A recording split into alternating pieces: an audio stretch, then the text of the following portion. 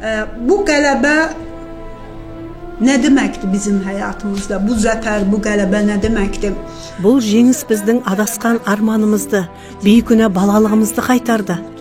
Қарабақ бізге қайта оралған бақыт. Çünki Qarabağ bizim üçün itirdiyimiz mutluluqdur.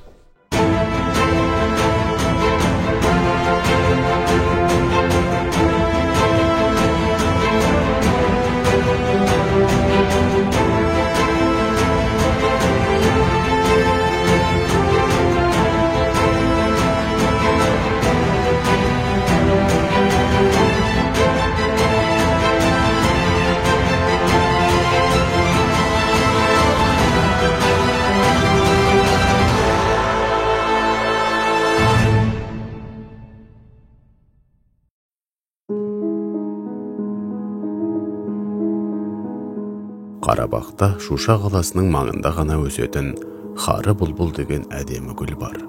Шушаның символы өлең мен жырдың, ән мен күйдің арқауы болған әйгілі Қары бұлбұл. Әзірбайжанның басқа өңірінде кездеспейді. Отаны Шуша, Қары бұлбұлды көргің келсе, Қарабаққа барасың. Өзі сирек өсетін, аз кездесетін, көрген жанды сұлулығына табындырып таңдай қақтыратын Қары бұлбұл бір жылы Гах ауданы Гараталы ауылының маңында өсіпті. Ауыл тұрғындары ғайыптан келген сұлу да қадірлі қонақты көріп ерекше қуанулы. Ақжарма хабар айналаға тез тарап, ел тегіс құлақтанады. Қарабақта армяндар жаулап босқан елдің көптеп келіп жатқан кезі ғой. Сол босқындардың бір тобы Гахта Қары бұлбұл өсет деген хабарды естіп арнайы келіпті. Қары бұлбұл тек Шушада өсет деген сенбестікте бар. Егер шынымен де Гахта Қары бұлбұл өсіп тұрса, көзайым боп туған жерге деген сағыныштарын баспақ. Жайнап тұрған бұлбұлды көрген кезде жер бауырлап жата кеп өксіп жылапты дейді бейбақтар. Армяндар туған жерден сені де қуды ма Қары бұлбұл деп еңірегенін көргенде жұмыла жұрт тегіс жылаған деседі. Расында осынша қадірлі, сонша қымбат Қарабақтан Әзірбайжан қалай айырылды? Бұл жанжал, бұл соғыс сөзсіз келмеске кеткен Кеңес одағының мұрасы. Құлағанына қыруар жыл болса да артына тастаған кесірлі істерінің зардабы әлі жалғасып жатыр. Сталин Қарабақ үшін бітіспес дауға себеп болар шешімдердің дәнін өткен ғасырдың басындақ сеуіп тастапты. 1920 жылдары Ленин коммунизмді орнатуға, нығайтуға тырысып жатқанда, Сталин ұлттар жөніндегі комиссар ретінде аймақтар мен ұлттарды коммунистік партияға кіргізіп жатты. Тарихшылар Сталин карта сызып әкімшілік шекараларды белгілеген кезде атластың кей тұстарын әдейі өзгертіп, бір халықты екіге бөліп тастаған дейді. Ол осы әрекетімен өлкедегі мықты ұлыстардың саяси күш қуатын әлсіретуді көздеген. У них была еще автономия в Нагорном Карабахе, тогда как для азербайджанцев, которые жили в Армении, никакой автономии не было, их оттуда потом всех изгнали. Оларда, яғни армяндарда, Қарабақ автономиясы болды. Ал Грузия, Джавахиттегі армяндарда автономия болды ма? Жоқ.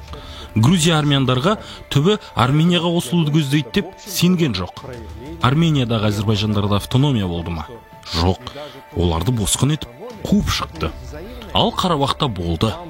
Автономия үлкен жауапкершілік, оны саған сеніммен берді. Сен оны қастерле.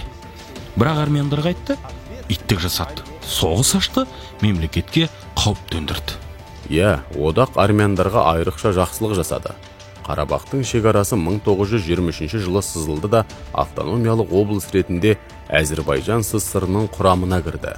Сол жылдары Кеңес одағы мен коммунистік партия және Мәскеудегі басшылық араздық туғызады деген ұлттық және діни мәселенің барлығын қатаң бақылап отырды. Алайда Кеңес одағынан қауқар кете бастаған кезде бұл бақылау да әлсірей берді. 1988 жыл. Бұл уақытта шамамен Қарабақта тұратын 190 мың адамның 4-тен 3-і армяндар, қалғаны әзірбайжандар болатын. 20 ақпан күні басым бөлігі армяндардан құралған Қарабақтың жергілікті халық депутаттар кеңесі Арменияға қосылу бастамасын көтерді. Бұл мәлімдеме Бакудың ашуына тиді. Ал Ереванға керегі де осы еді. Шұғыл қаруға жармасқан екі тарап Аскеран қаласының маңында алғаш рет бетпе-бет келді. Бұл ашық жауласудың беташары көп жылдық Қарабақ соғысының басталу еді. Там, где армяне заселяются, они по достижению определенного числа. Армяндардың жоспары былай.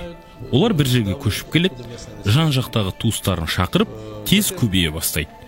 Межелі санға жеткен соң, олар жергілікті биліктен мектеп ашуды сұрайды, балабақша ашуды сұрайды, шіркеу ашуды сұрайды. Бұның бәріне қол жеткізген соң, моно ұлт ретінде жергілікті халықты ығыстыра бастайды. Аяғында ол халықты өз жерінен қуып шығады. Қарабақта солай болды. Қазір Грузияда осылай, Абхазияда осылай. Ресейдің Сочи, Краснодар, Ростов облыстарын қараңыз. Барлық жерде кіші армян мемлекеттері құрыла бастады.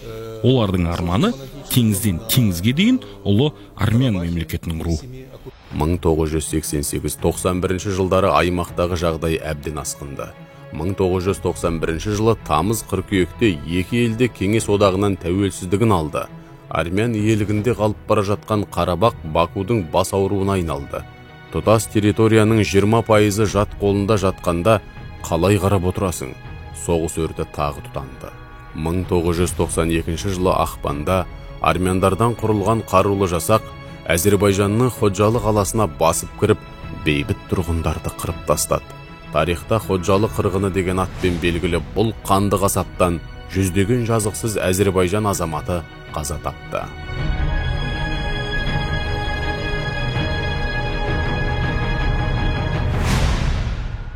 Екі ел арасындағы соғыс 1994 жылы тоқтады. Бұл кезде Қарабақты, яғни Әзербайжан аумағының 20%-ын этникалық армяндар басып алған еді. Қарабаққа ие болған армяндар Ереванға арқа сүйеп өздерін тәуелсіз республика деп жариялады. Алайда әлем мемлекеттерінің еш қайсысы, тіпті Арменияның өзі бұл қуыршақ мемлекетті мойындаған жоқ. Соған қарамастан, армяндар тарихы терең Ханкендінің атын өзгертті, өздеріне астана етті, әйтеуір ойларына келгенді істеп бақты. Бұл Баку үшін, әрбір Әзербайжан үшін орны толмас өкініш пен өксік еді. Жүректі шыжғырған ащы запыран, қайнаған кекпен ашу ыза еді.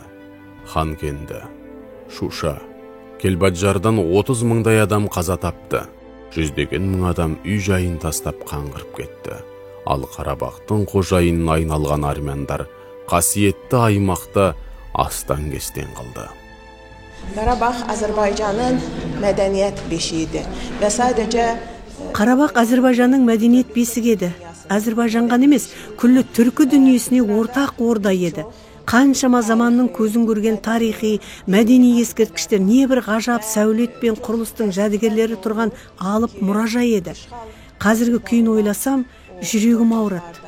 Армяндар Қарабақтағы түркі тарихына қатысты нәрсенің бәрін құртып, тарихты өздерінен бастамақ болды. Қаншама қайталанбас тарихи жәдігерлерді құртып, жермен жексен етті. Мешіттерге шошқа қамат, өртеді, тіпті ата-бабамыздың моласына дейін талқандап, бізге қатыстының бәрін жойып жіберуге тырысты.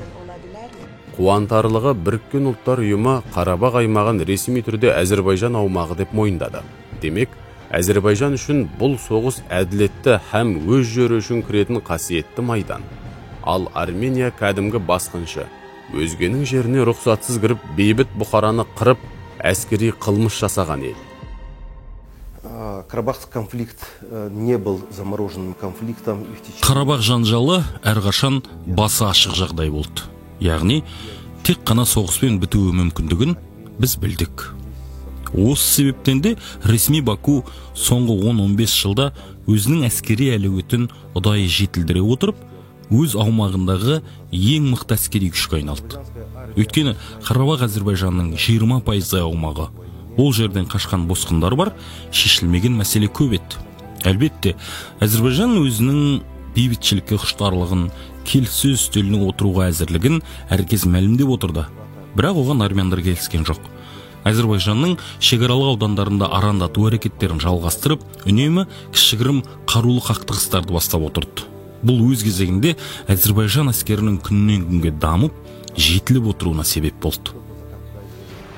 Әзербайжан түбі бір соғыспай тыншу жоғын білді.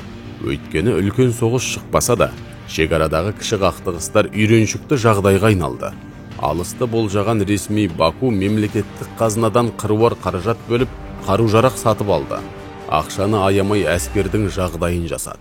Əskər vətən əmanəti, yurd əmanəti. Əskər ocaq əmanəti, od əmanəti. Əskər vətən əmanəti, yurd əmanəti. Əskər ocaq əmanəti, od əmanəti. 2016 жылғы соғыс кезінде Әзірбайжан өзінің әскери қуаты кемеліне келгенін ұқты. Үздіксіз құйылған қаржы әзір әскерді оңтүстік Кавказдағы теңдессіз күштік құрылымға айналдырды. Кейінгі 5 жылдың өзінде қару-жарақ бюджетін бірнеше еселеген Илхам Әлиев Израильден лицензиясы бар дрондар, Түркияның жетілдірілген ұшқышсыз әуе техникаларын сатып алды. 2020 жылы 27 қыркүйек күні армяндар еркін аймаққа кірген Әзірбайжан сарбаздарына оқ жаудырды. Дәл осы атылған оқ Әзірбайжан мен Армения арасындағы соңғы соғысты бастап берді.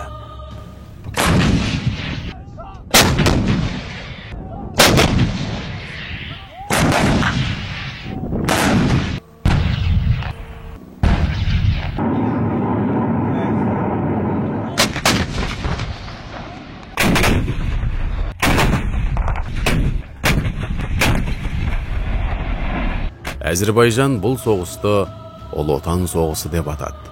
Әлемдегі геосаяси жағдайлар саябыр тартқан шақ. Оның үстіне ғаламдық пандемия кезінде соғысқа араласып кетуі мүмкін үшінші тараптардың басымен қайғы боп жатқанын дәл бағдарлаған ресми Баку дәл қазір немесе ешқашан екенін ұқты.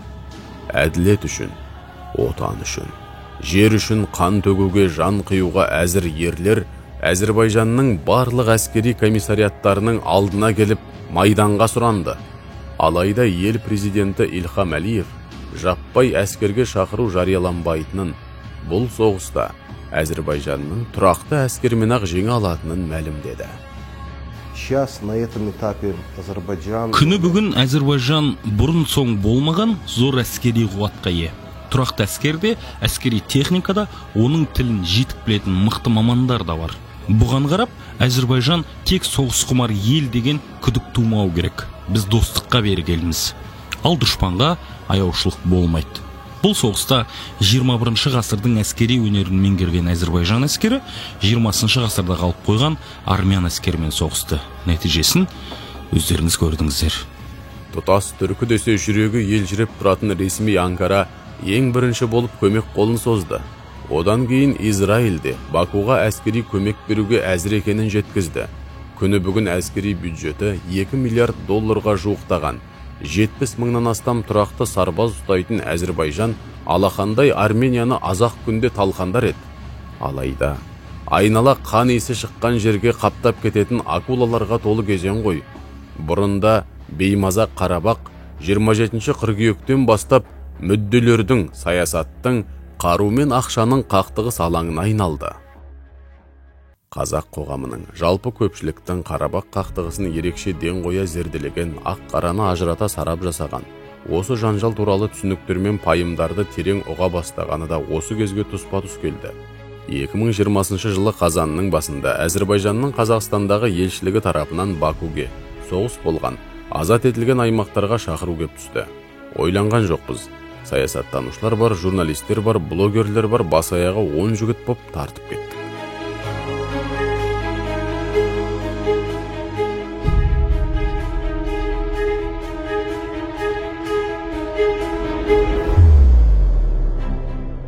Баку Каспий жағалауында орналасқан әрі ескі, әрі жаңа. Ғажап сұлу, ерекше жылы, аспаны жақын, дос құшағы ашық, тағамы тәтті ерекше қала. Қайда қарасаңда желбіреген байрағы көз тартып, көрік береді. Бакудегі саясаттанушылармен, мәжіліс депутаттарымен, қоғам қайраткерлерімен өткен кездесуде көзіміз жеткен бір нәрсе, Әзірбайжандар жеңіске жетеріне нық сенген. Қарабақтың қайтарына титтей күмән болмаған. И поэтому вы знаете, что Азербайджан, сотрудничает со своими партнерами, соседними государствами. Әзірбайжан соңғы жылдары өте жақсы коммуникациялық, энергетикалық, гуманитарлық жетістіктерге қол жеткізді. Ал Армения үнемі осы жетістіктерге кедергі болуға тырысты. Ол тек Қарабақты ғана емес, бүкіл оңтүстік Кавказдың тыныштығына нұқсан келтірді. Тіпті бүкіл Кавказды қорқынышты аймаққа айналдырды. Бұл жеңіс бізге жаңа мүмкіндік берді. Ендігі жерде Әзірбайжан өз жетістіктерін еселей түседі. Әлбетте, Біріккен ұлттар ұйымының 4 қарары ақыры іс жүзінде орындалатын болды. Сөз жоқ, бұл ұлы жеңіс. Артық айттым деп ойламайым, өйткені сұмдық нәрсенің күнде жалғаса бергеннен гөрі сұмдығырақ бір нәрсемен біткені дұрыс деп ойлаймын. Біз жеңдік те өзіміздің территориялық тұтастығымызды қайтардық. Бұл Әзірбайжанның тарихындағы жаңа парақ, жаңа белес. Іштен барлап ортасында жүрмеген соң, сырттан қараған кісіге білінбейді екен. Армяннан көрген қорлығын Әзірбайжанның аузынан тыңдасаң денең түршігеді. Жерінен бездіріп босқын қылғаны өз алдына, иесі кеткен соң үйлерді қиратып, молаларды жойып, мешіттерді өртеп, адам сенгісіз айуандыққа барған. Бакуден аса қашық емес, Шамахы қаласында Кавказдың тұтас таяу шығыстың ең ескі мешіттерінің бірі Жұма мешіті тұр. 743 жылы іргетасы қаланған мешіттің табиғи апаттардан көрген құқайы аз болғандай, 1918 жылы Наурыз қырғыны кезінде армяндар толық өртеген. Ғасырдан астам уақыт өтсе де ұмытылмаған ескі жараның орны мешіт қабырғасында әлі тұр. Hamile kadınları karnını yarıp körpe uşaqları çıxardı. Өртегені бұлай тұрсын, жүкті әйелдердің қарнын жарып өлтірді. 30 мыңнан астам адам қырылды, бас сауғалап қашып кетті. Бас көтері еркек кіндік қалмай, бас сауғалаған қатын қалаш осы мешітке тығылған. Ал ол иттер, құдайсыздар, имансыздар мешіттің есігін сыртынан жауып қойып, өртеп жіберген. Мешіт өртеу зор қылмыс па? Адам толы мешіт өртеуші. Сондай халық емес-ау, қанға тоймас жауыздар қалай жер басып жүреді? Олардың ұрпағы қалай тыныш өмір сүреді? Соншама жазықсыз жандардың нақақ төгілген қаны, обал сауабы қайда? Бакудегі кездесулер арасында бізді таңғалдырған бір жайт болды. Армяндар істеген озбырлықтар туралы естіп, жан түршігер әңгімелерді қорытып, ойға батып келе жатырық, көлігіміз тоқтай қалды. Жолбасшымыз көліктен түсуімізді өтінген еді. Түстікте таң қалып тұрып қалыппыз. Бакудеміз ескі қаланың қақ ортасында, аспанмен таласқан зәулім ғимараттардың ортасында аядай ғана армян шіркеуі тұр. Жергілікті бюджеттен ақша бөлініп, армян шіркеуінің одан әрі әдемі әсем қалпын сақтау үшін жағдай жасалып жатыр. Ал дәл осындай достыққа деген, дінге деген қамқорлыққа армян тарапы қалай жауап берді? Ганжаны бомбалады, басқа да не түрлі қитұрқы әрекеттерге барып арандатуға тырысты. Бірақ Әзірбайжан тарапы бұл сынақтардан да әдемі өте білді. Келесі күннің таңында тобымызбен Ганжа қаласына аттандық. 3 сағатқа жуық тоқтаусыз жүрістен соң, армян оғынан зардап шеккен тағы бір шаһар Бәрдаға келдік.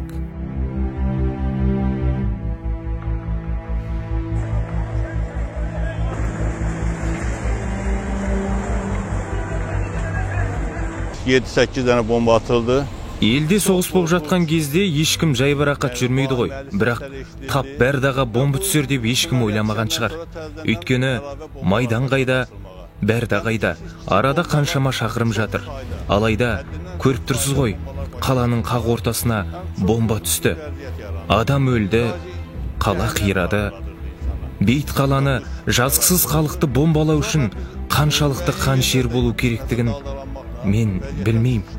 Қарулы әскерге әлі келмей қорғансыз халықты қыру адамшылық емес, айуандық деп білем. Әзірбайжанның армян бомбасынан зардап шеккен бейбіт жұрты жалғыз Бәрда емес. Сұмдықтың көкесін біз Ганжаға барғанда көрдік. Ганжа армян зұлматын бізге бүкпесіз ашық көрсеткен алаң болды.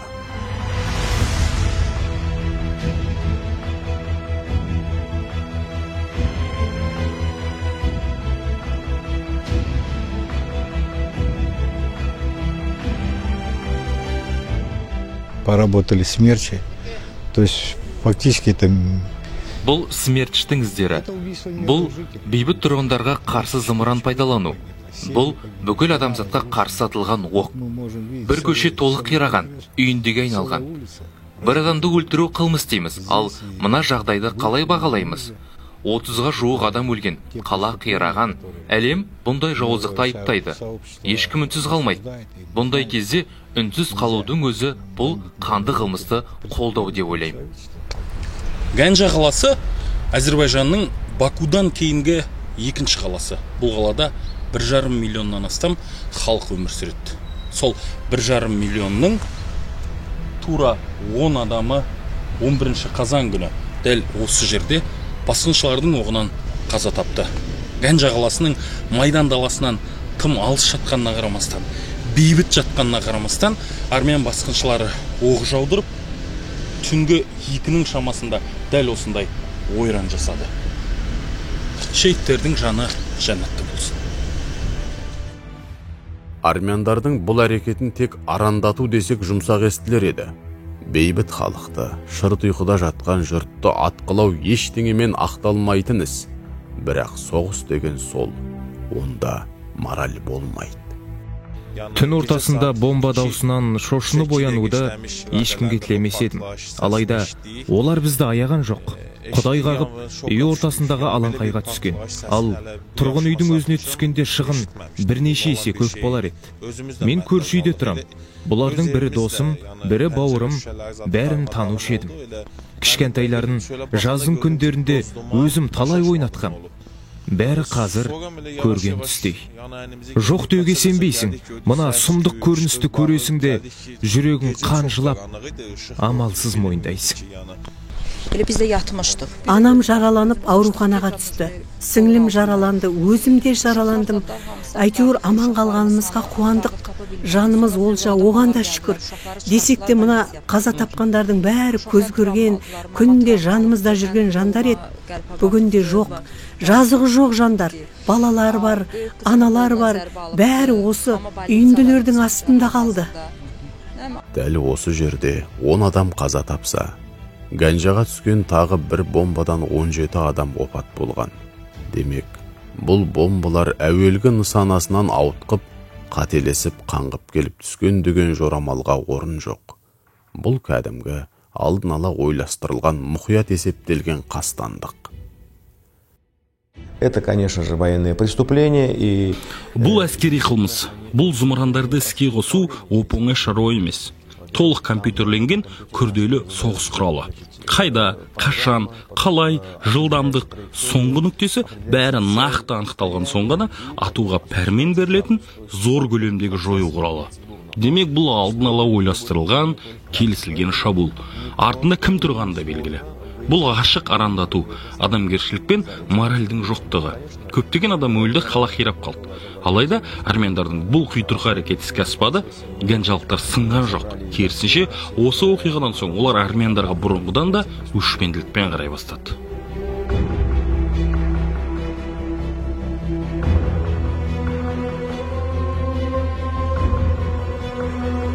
Azerbaycan Respublikası'nın prezidenti, Silahlı Kuvvetlerin Ali Başkomandanı Cenab İlham Aliyev. Әлбетте, армяндардың мақсаты түсінікті. Әлиев пен Әзербайжан халқының арасынан аламысы өтсе елден береке қашады. Ал берекесі кеткен жұрт ұлт боп тұтасудан гөрі топқа бөлініп араздасуға бейім. Тарихтан да белгілі. Армяндардың дәл осындай құйтырқы әрекеті іске асқан кездерде аз болмаған. Кеңес кезінде де нағыз жазалаушы, баскесер кеңселерге басшылардың да осы ұлттан көбірек таңдалуы тегін емес дейді Әзербайжан тарихшылары. Армянство ведет войну против всего тюркского мира. Армяндар соғысты бүкіл түркі әлеміне қарсы жүргізіп жатыр. Ол бүгін басталған жоқ, кеше басталған жоқ, көп жылдардан бері бар соғыс. Түркі дүниесіне қатыстының бәрі олар үшін жау болды. Бізді дұшпан санады. Кеңес кезінде де Түркі Республикасындағы күштік құрылым, арнайы құрылымдардың басшысы армяндар болды. Олар өз міндеттерін асыра орындап, түркілерге қарсы қанды соғыс жүргізді. Ол соғыс бізде де, сізде де, өзбекте де бірдей жүрді. Ганжадағы бомба түскен екінші орынға баруға жүрек дауаламады. Оның үстіне сырт көзге қайғыны қызықтап жүргендей көрінетін сияқтанды. Бакуға дейін жол ұзақ, көңілсіздеу қалыпта көлікке отырып жөнеле бердік. Дүниедегі ең ауыр нәрсе ол ұлынан айырылған ата-ананың көздеріне қарау. Қайғыда, қасіретте, торығуда, жұбанышта жатыр сол көздерде. Әрине, азаматтың орнына мүрденің келгені ауыр қасірет. Сол ауыр қасіретті, алапат қайғыны ұлым отан үшін опат болды, шейіт кетті деген ой сәл жеңілдетіп тұратындай көрінеді. Бәрібір ауыр, бәрібір жақсы сезім емес. Әзірбайжанда отан жолында жан қиған ақ шейітке деген құрметпен айрықша ықыластың кемі жоғын көрдік. Десек те, жанары жасқа толы ананы, даусы қарлыға дірілдеген әкені көрген кезде жүрек шыдамайды. Соғыстың қаншалықты зұлым екенін сезгің келсе, ұлы оққа ұшқан әкемен сөйлесу керек екен. Шамахы қаласындағы Шикаровтар соғыстан қаралы хабар алған әулет. Шикар Шикаровтың ұлы 35 жастағы Әзірбайжан қарулы күштерінің капитаны Наджаф Шикаров Шуша қаласы алынарда ерлікпен қаза тапқан боздақ екен. Ақ шейіттің шаңырағына арнайы кіріп, бата оқыдық. Oğlum da hərbi xidmətdən Оғы бітіп қалыпты құлымымның. Әскер бетпе-бет келіп, әр метр жер үшін қидаласқан қоян құлдық ұрыс болған ғой. Сол жерде жан беріпті. 3 жерден оқ тиген, пышақтың да жарақаты бар. Жасы 35-ке толған. Артында 2 қызы қалды. Баладан айырылуды Алла ешкімнің басына бермесін. Бірақ менің дәтке қуат етер нәрсем, ұлым Әзірбайжанды отанды қорғау жолында өлді. Абыроймен нағыз еркекше өлді. Анығын Құдай білер. Алайда менің ойымша Наджаф өлерінде титтей де өкінген жоқ. Шахид өлмес, отан бөлінбес деген нақылды мен алғаш Әзірбайжанда жүргенде естідім. Бұл жұбату емес, қайрау, мүсіркеу емес, мақтау, басу айту емес, бас ию. Осы сезімдердің бәрін бойына жиған 2 ауыз сөз. Жас өркенін өз қолымен жерге бергендердің жүрегін жылытар, дәл осы сөзден де құдіретті лебіз бар ма? Qələbə! Qələbə! Qələbə! Qələbə! Qələbə!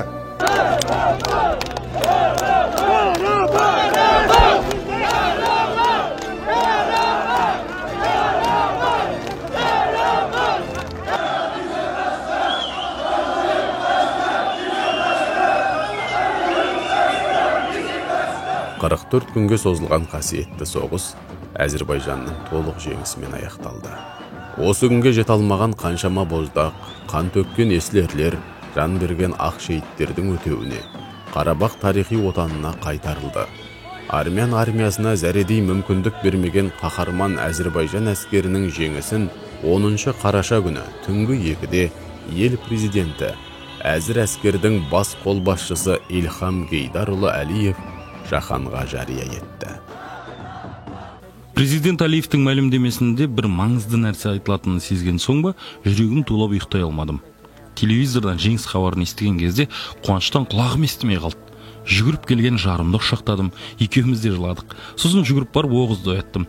Сағат түнгі 2 ғой, ұйқысын қимай әрі ұнап жата берген еді. Оғыз ояншы, біз жеңдік, соғыс бітті дедім. Атып тұрып мойымнан құшақтады. Рас па папа, біз жеңдік пе дейді. Гейдар Әлиев, Қарабақты қайтаруды өмір бойы арман еткен есілер. Көз тірісінде қолы жетпеді, Дегенмен әкенің бұл арманын баласы іске асырды. Ильхам Алиев Әзірбайжанның соңғы 200 жылдық тарихында кеткен жерді қайтарған алғашқы басшы. Бұған дейінгі қайраткерлігі бір төбе, ал Қарабақты қайтару Ильхам Гейдароғлының атын Әзірбайжанның тарихына алтын әріптермен жазды. Пенделік табиғатымыз әуелден-ақ жеңіс құмар еді ғой.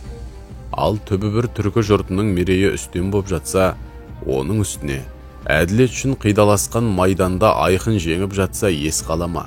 Әзірбайжан әскері әр елді мекенді армян тырнағынан азат еткен сайын Астанадағы біз сүйіншілесіп мәз-мәйрам болып жаттық. Десек те, біз кешкен сезімдер бер жақ екен. Астанадағы Әзірбайжан елшілігінде жергілікті бұқаралық ақпарат құралдары өкілдерін қабылдаған елші Рашад Маммадов азат етілген ауылға, қалаға ту тігілген кезде көз жасын тоқтата алмағанын айтып қалған. Кейін елшімен арнайы кездескенде сол көз жасы туралы сұрадым. Для того, чтобы понять, что означает для азербайджанца, гражданина Азербайджанской республики, для меня лично поднятие флага на... Бұл сезімді сөзбен жеткізу қиын. Өз туған жерің, отаныңда жүріп босқын болсаң, өз қолыңмен тұрғызған үйіңді жау өртесе, қиратса, ата-бабаңның моласын қиратса, мешітіңді өртесе, тарихыңды қорласа, мәдениетіңді мазақ етсе. Біз осының бәрін көзбен көрген, жүрегімізге запыран тола жүріп, төзген қалыппыз. Сондай қорлыққа тістене шыдап келесің, ал жеңіс деген сөзді естігенде, азат болған аймақты, қайтқан жерге тігілген туды көргенде, қалай жыламайсың? Басқа халықтарға бұл сезім жай сөз болып та көрінер, ал Әзірбайжан үшін ол шынымен де көздің жасы тоқтамайтын ғажап сәт. Қанмен тігілген ту ғой ол. Әзірбайжан дәл осы 44 күндік соғыста Қарабақты қайтарумен қатар бірнеше үлкен жеңіске жетті. Осы жеңістердің ең бастысы әзір әскердің тұтас аймақтағы ғана емес, күллі әлемге танылған айбары болды. Әзірбайжан қарулы күштерінің әлеуетін әлем көрді. Қарсы келгенді қағып тастауға қауқарлы, қаһарлы күшке айналғанын мойындады.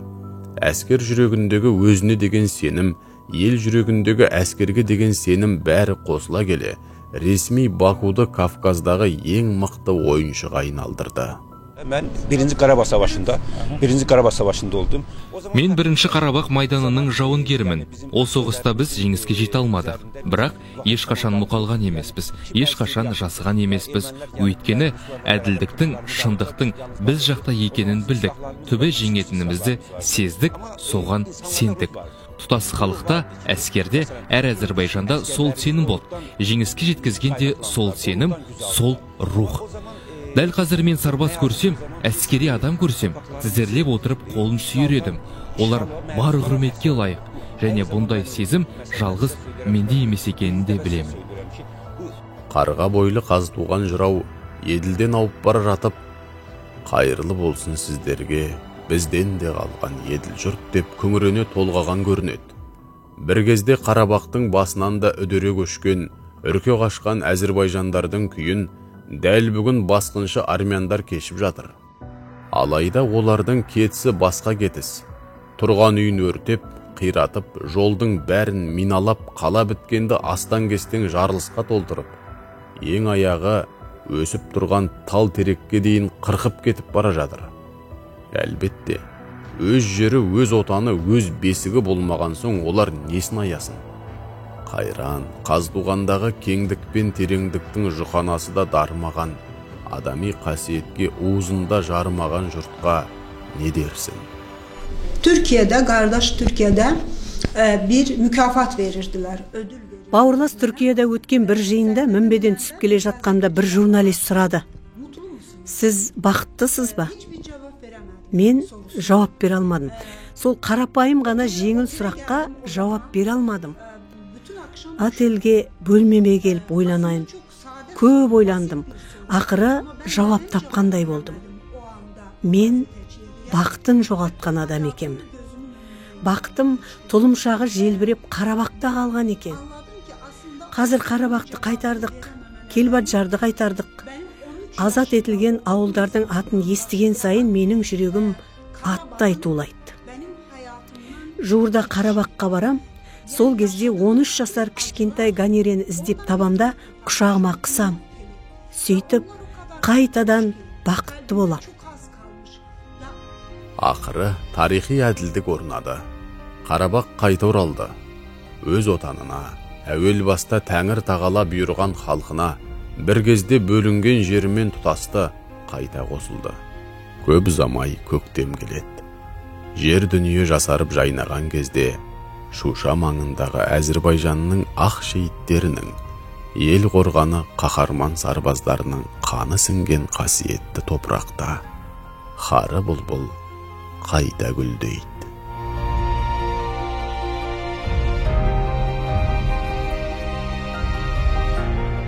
Дүниеде шаңның тозаңындай әділет қалған болса, бұл қасиетті соғыста Әзірбайжан жеңіске жетуі тиіс еді.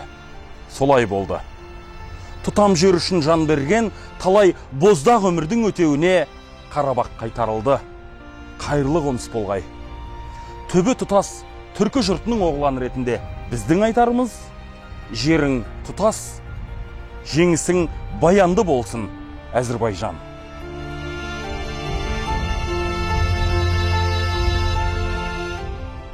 Paşinyan, ne oldu be?